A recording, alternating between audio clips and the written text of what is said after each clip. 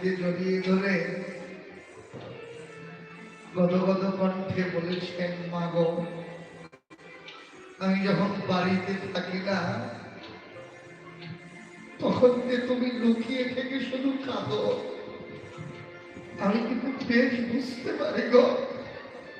তোমাকে না কতদিন বলেছি তুমি কাঁদবে না, তোমাকে বলেছি তোমার কাঁদা বদল আমি সইতে পারি না। কেন এমন করে কাঁদো কেন গো? কি হয়েছে তোমার? বললে কাঁদতে লাগলেন। নিমাইয়ের চোখের জল দেখে আঁচল দিয়ে চোখের জল মুছে দিয়েছেন সচিমন। কাঁদিস কেন? চুপ কর। আর এই কথা বলবি এত সংকোচ করছিস কেন? তোর কথায় রাগ করবো কেন? শোন,